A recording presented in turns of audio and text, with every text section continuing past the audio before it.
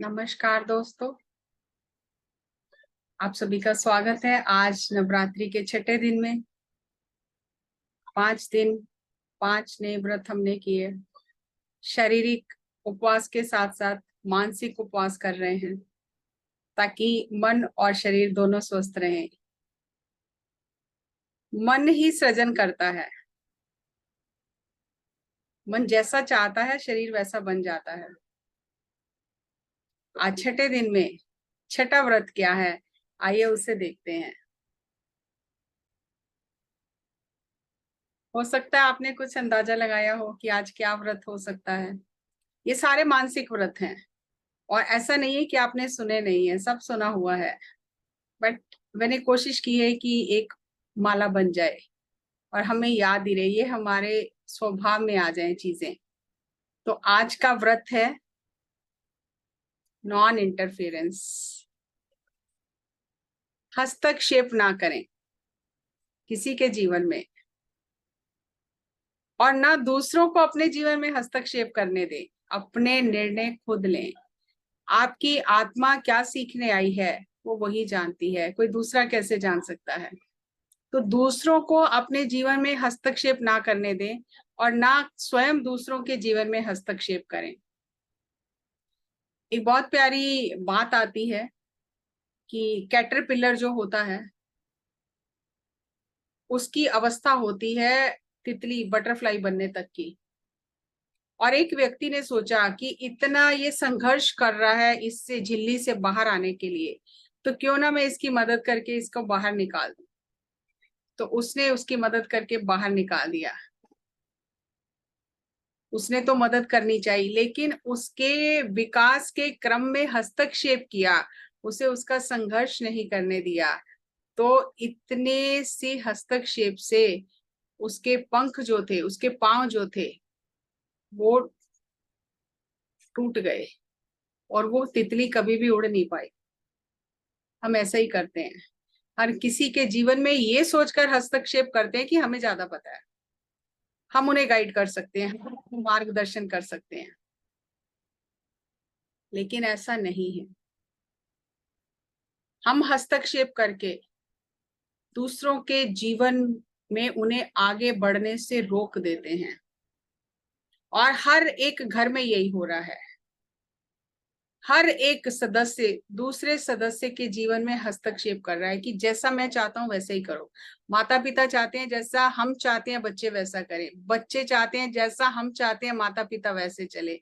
सास चाहती है जैसे बहू मेरे कहने में चले, बहू चाहती है जैसा मैं कर रही हूँ, मैं नए जमाने की हूँ, सास मेरे अनुसार चले, पति मेरे अनुसार चले, पत्नी मेरे अनुसार चले, कोई किसी के अनुसार नहीं चलता।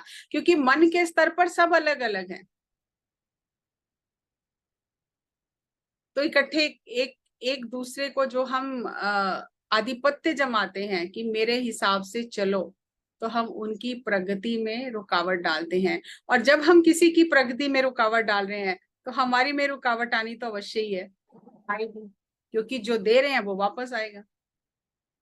अगर हम चाहते हैं कि हर किसी का विकास हो, हमारा भी विकास हो, तो हमें दूसरों को स्वतंत्रता देनी है और संत यही करते हैं। क्योंकि वो नहीं चाहते उनके जीवन में कोई हस्तक्षेप करे, वो जैसा जीना चाहते हैं वैसा जीते हैं। इसलिए वो किसी के जीवन में हस्तक्षेप करते भी नहीं है। उन्हें समय देते हैं सीखने का, कि वो अपने समय से स्वयं सीखेंगे। चाहे वो गलती भी कर रहे हैं, उन्हें मालूम है गलती करके भी सीख जाएंगे। तो अगर आप किसी से प्रेम करते हो तो आप उन्हें मुक्त कर दें, मुक्त कर दें उन्हें। अगर उनका आपके जीवन में लौट कर आना लिखा है तो अवश्य आएंगे, और अगर नहीं लिखा है तो वो कभी आपके थे ही नहीं। हम पकड़ के चिपक के रो रो के स्वयं को खराब करते हैं, अपना शरीर और मन खराब करते हैं और उनके लिए नकारात्मक ऊर्जा अर्जित करके उनके लिए रुकावट बनते हैं। और होता क्या है, रिश्तों में दरार पड़ जाती है तो मिलना भी नहीं हो पाता है, फिर छोड़कर चले जाते हैं लोग एक दूसरे को। तो इसीलिए पालो कोएल्हो की ये कोटेशन है, if you love someone set them free, if they come back they were yours, if they don't they were never yours. अगर आ जाते हैं तो आप ही के थे, वापस आएंगे। अगर वो नहीं आते हैं तो वो आपके थे ही नहीं। तो बहुत कुछ ऐसी चीजें होती हैं हर परिवार में, हस्तक्षेप की वजह से रिश्ते बहुत खराब हो जाते हैं। हम किसी को उसकी जगह नहीं देते हैं कि वो ग्रो करे। हर एक की अपनी पर्सनल स्पेस होती है, और जब उस पर्सनल स्पेस में कोई भी दूसरा चाहे वो कितना ही करीबी रिश्तेदार हो, वो घुसता है, अगर एंटर करता है, तो रिश्ते खराब होते ही हैं। और यही हाल आज हर घर में है। हम दूसरे को जगह ही नहीं देते कि वो बढ़े। आप देखते हो, जैसे कभी आपने सड़क के किनारे देखा होगा कि पेड़ लगे होते हैं, साथ में कोई बेल उग जाती है और बेल पेड़ के सहारे ऊपर चढ़ जाती है, तो पेड़ को भी छुपा लेती है, सारी उसकी ऊर्जा ले लेती है। तो वो पेड़ जो है, उसकी एनर्जी बेल ले रही है, बेल तो बढ़ रही है, लेकिन पेड़ का विकास रुक गया, उसने पूरे पेड़ को ढक लिया है। तो हम किसी के जीवन में हस्तक्षेप ना करें, उसे उनकी प्रगति के क्रम से आगे बढ़ने दें। ये कठिन है, आसान नहीं है ये। आपका बच्चा आपके सामने गलत राह पर चल रहा है, आप कैसे कहेंगे कि उसके जीवन में हस्तक्षेप नहीं करना? तो बहुत समझने की बात है, समझाना हमारा काम है। अगर वो नहीं समझ रहा है तो उसको उसके जीवन के अनुभव लेने दें। आप उसके लिए अच्छा सोचें, वो अपने आप, आपने अगर उसे संस्कार दिए हैं, वो वापस लौट कर आएगा ही आएगा। कुछ लोग स्वयं अनुभव करके गिर के सीखते हैं, कुछ दूसरों के अनुभव को देखकर सीख जाते हैं, कुछ समझाने से सीख जाते हैं। हर एक का सीखने का तरीका अलग है, लेकिन हम तो सीखने देना ही नहीं चाहते। हम चाहते हैं कि हम रूल बुक जो बना दें, हम जो कहें सामने वाला करता जाए, तो कभी भी उसकी प्रगति नहीं होगी। वो हमारे ऊपर निर्भर हो जाएगा, वो जीवन में कभी कुछ कर नहीं पाएगा फिर। तो अगर आप किसी से प्रेम करते हैं तो उसे मुक्त करें, तो आप भी मुक्त हो जाएंगे। और मुक्त करने का मतलब ये नहीं है कि उम्मीद छोड़ देनी, आस छोड़ देनी, गिविंग अप नहीं है। उम्मीद आस नहीं छोड़नी है, जो करना है वो करना है। तो अगर ऐसी परिस्थिति में, कहना बहुत आसान होता है, लेकिन बहुत ये अंदर अंदर से चीजें छूटनी है, तो ये अंदर से छूटने में समय लेती है। पकड़ है हमारी इन चीजों, मेरा अपना, मेरा मेरा करके जो हमने पकड़ बनाई है हर चीज पे, इसलिए छूटने में दर्द होता है। तो थोड़ा खुद को समय देना है, और उसके लिए एक, जैसे हम पहले दिन से जान रहे हैं कि क्या नहीं करना है और उसको ठीक करने के लिए क्या करना है, तो आज भी यही बात है कि अपना एक पॉजिटिव मंत्र क्रिएट करें। मंत्र मतलब एफर्मेशन, और कोई मंत्र नहीं है यहाँ पर।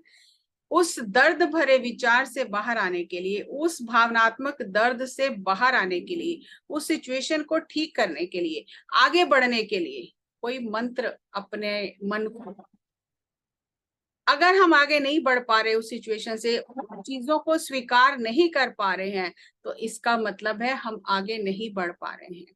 हम अपने विकास में खुद ही रुकावट बने हुए हैं। हमारी जो सोच है, हमारा जो दृष्टिकोण है, वो क्रमागत विकास का नहीं है। हम ठहर गए हैं, और ठहरा हुआ पानी हमेशा बदबू मारता है, गंदा हो जाता है। तो कैसे करें ये? अपने आप पर फोकस करें, स्वयं पर फोकस करें, क्योंकि आपके अंदर वो पावर है कि आप हर सिचुएशन को हैंडल कर सकते हैं। लेकिन जब ध्यान करेंगे तभी ये बात समझ में आएगी, तब आपके अंदर की पावर जो है वो जागेगी। और उन चीजों पर ध्यान दें जिन चीजों के लिए आप आभारी हैं, शुक्राना कर रहे हैं, ग्रेटफुल हैं, धन्यवाद के भाव से भर जाएं। अगर कोई बच्चा है तो उसने आपको मौका दिया है माँ बनने का, जिम्मेदारी निभानी कैसे है, माँ का प्रेम क्या होता है, कितना कुछ उस बच्चे ने आपको सिखाया है। उस बच्चे के माध्यम से आपका एक नया जन्म हुआ है। हर चीज में सकारात्मकता देखने के आप प्रयास करें, और उन चीजों पर ध्यान ना दें जिनके लिए आपको तकलीफ हो रही है। आप उन चीजों पर ध्यान दें जो आप चाहते हैं। आप किस किस चीज के लिए ग्रेटफुल हैं, तो आपकी ऊर्जा बदल जाएगी। जो हमने 5वें दिन में ही देखा कि ऊर्जा का जो नाप है, स्केल है, उस पे हम कहाँ खड़े हैं, ये हमें बार बार देखना है। माइंडफुलनेस, सजगता का अभ्यास करें, प्रेजेंट मोमेंट में रहने का अभ्यास करें। प्रेजेंट मोमेंट में, वर्तमान क्षण में रहना हमें हमारे जीवन में स्वतंत्रता देता है। जो हो रहा है, जो होने वाला है, जो हो गया है, उस पर ज्यादा ऊर्जा ना डालकर, विचार ना डालकर, आप इस बात पे ध्यान दें, वर्तमान क्षण में मेरा कर्तव्य क्या है, मुझे क्या करना चाहिए, वर्तमान में क्या करना चाहिए। एक आप एग्जाम्पल देती हूँ, मेरी ही एक फ्रेंड है, और जैसे बच्चे टीनेज में आते हैं तो उनका और पेरेंट्स का ईगो का क्लैश होता है, टकराव होता है, हर घर में होता है, ये कोई नई बात नहीं है, सब घर में होता है। क्योंकि बच्चों को लगता है हम ज्यादा अच्छे से चीजें कर सकते हैं, हम अपने तरीके से करेंगे, नए जमाने के हिसाब से करेंगे, लेकिन पेरेंट्स को लगता है कि नहीं, इन्हें संस्कार देने हैं, इन्हें समझाना है। तो जब ये बहुत ज्यादा चीजें होती हैं, रोक टोक करते हैं हम, तो वो चीजें, रिश्ते खराब होते हैं। तो आजकल बच्चे पढ़ लिख जाते हैं तो फिर वो घर छोड़कर चले जाते हैं कि हम आपके साथ रह ही नहीं सकते। बच्चे तो चले गए, लेकिन माँ को बहुत दुख होता है, पेरेंट्स को बहुत दुख होता है, वो रोते हैं फिर उन्हें याद करके। आम घर की यही कहानी है, क्योंकि वो भावनात्मक दर्द से गुजरना बहुत कठिन है, आसान नहीं है। अब हम यहाँ सीख रहे हैं कि हस्तक्षेप नहीं करना, तो कैसे ना करें हस्तक्षेप। हम सामने देख रहे हैं वो बच्चा गलत जगह पे जा रहा है, गलत दिशा में जा रहा है, समझाने से वो समझ नहीं रहा और वो गुस्से से चला गया छोड़ के घर, तो क्या करें, ध्यान करें, उससे चमत्कारिक विचार भेजें। क्योंकि इस ब्रह्मांड में हर कोई सुरक्षित है, हर कोई अपने अनुभव सीखने आया है, उनके बारे में अच्छा सोचें, भरोसा रखें अपने ध्यान पे, स्वयं पे, अपनी परवरिश पे, और कुछ दिनों में अनुभव सीखकर वो जरूर वापस आएंगे।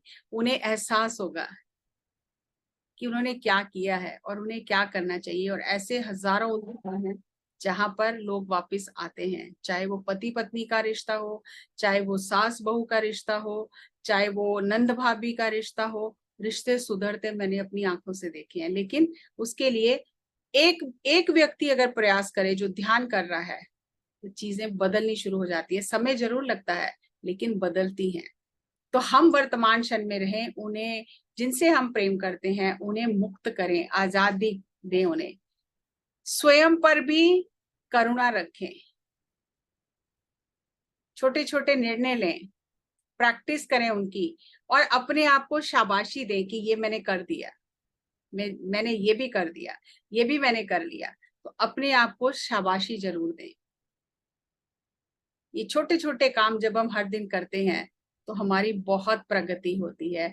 और ये एफर्मेशन दे, ये दृढ़ वचन दे, ये मंत्र अपने जीवन में, उसको एफर्मेशन को चाहे आप अपने सामने रखें कि I am fortunate to be able to find a new path in life, मैं नए रास्ते ढूंढने के काबिल हूँ, भाग्यशाली हूँ कि मैं जीवन में नए रास्ते ढूंढ पा रही हूँ। I am growing from inside out, क्योंकि ये चीजें अंदर से ठीक होनी है, अंदर से हील होनी है। तो अपने आप को शाबाशी दें, सेलिब्रेट करें कि मैं अंदर से विकसित हो रही हूँ, और वो विकास जो है वो बाहर दिखाई देने लग जाएगा जब उसकी तरंगें बाहर तक आएंगी।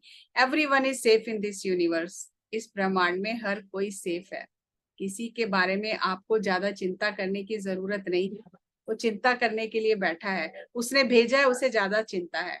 जैसे हम अपने बच्चे को भेजते हैं बाहर, हमें बहुत चिंता होती है, आया नहीं अभी तक, खाया कि नहीं खाया, उसे बस मिली कि नहीं मिली, कुछ जो भी है हम बहुत चिंता करते हैं। तो हम भी उसके बच्चे हैं, उसने हमें भेजा है सीखने के लिए, स्कूल में आए हैं हम, उसे हमारी चिंता है। तो चिंता उस पर छोड़ दीजिए और चिंतन कीजिए, और दूसरों के जीवन में हस्तक्षेप ना करें। हस्तक्षेप हम दूसरों के जीवन में करते हैं तो दूसरे भी हमारे जीवन में हस्तक्षेप करते हैं। अपने निर्णय स्वयं ले, आपकी आत्मा जानती है उसके लिए क्या अच्छा है। और वो जो जीवन में अनुभव दूसरा व्यक्ति लेने आया है, चाहे वो आपका कितना भी करीबी है, उसकी आत्मा जानती है कि उसके लिए कौन सा मार्ग उचित है। तो थोड़ा आजादी दें उन्हें, पनपने दें, खिलने दें फूल को, तो फूल की खुशबू अपने आप आएगी। अब फूल में कांटे भी होते हैं, जो हम फूल में खाद डालते हैं पौधों में, उसमें कितनी बदबू आती है। क्या कोई सोच सकता है कि ये खाद सुगंध बनेगी एक दिन बदलकर? कमल कीचड़ में होता है, कीचड़ को हटा देंगे तो कमल भी नहीं है, खाद को हटा देंगे तो पौधा ग्रो नहीं कर पाएगा, विकसित नहीं हो पाएगा। तो ये खट्टे मीठे कड़वे अनुभव जीवन के, ये गिरना उठना, ये हमें मजबूत करते हैं। स्वयं भी मजबूत हो जाएं, ध्यान करें, अपनी ऊर्जा को बढ़ाएं और दूसरों को भी मजबूत होने दें।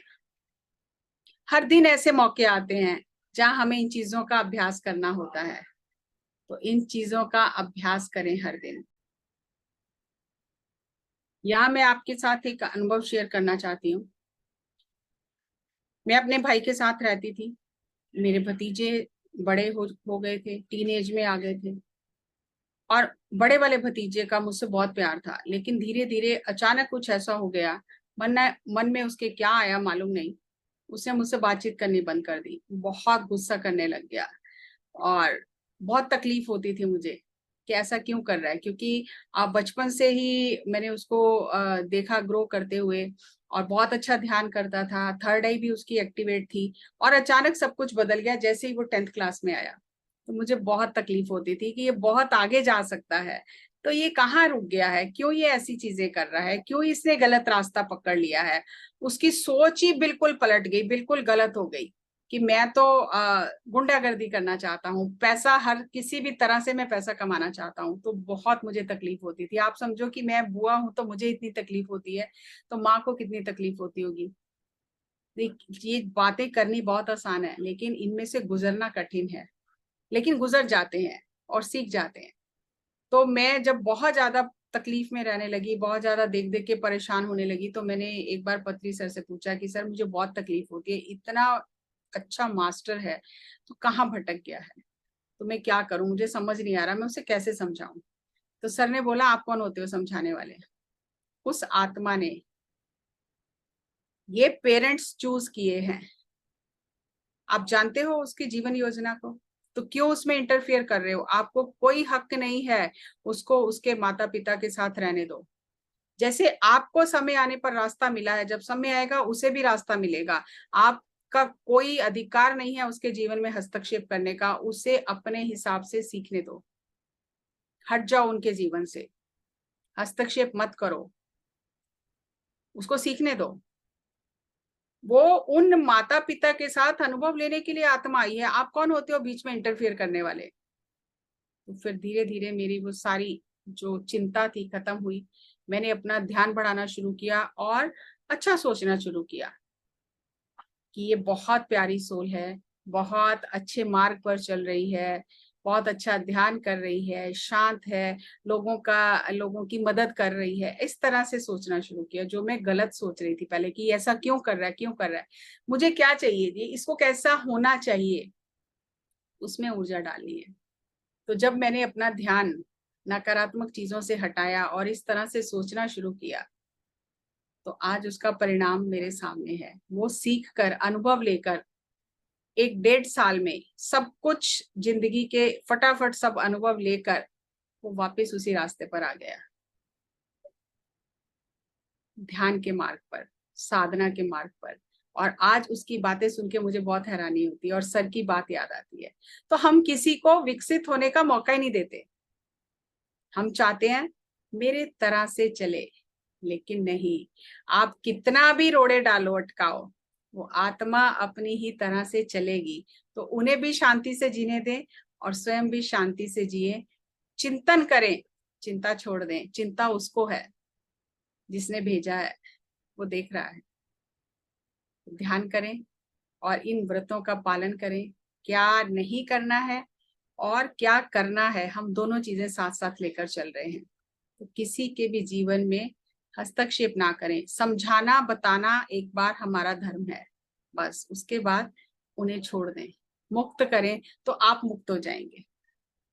अभ्यास करने से सब चीजें आएंगी। शुरू में तो हर चीज में, गोल रोटी बनाने में भी कठिनाई आती है, आटा उसमें भी सानने में भी कठिनाई आती है, लेकिन सब सीख जाते हैं।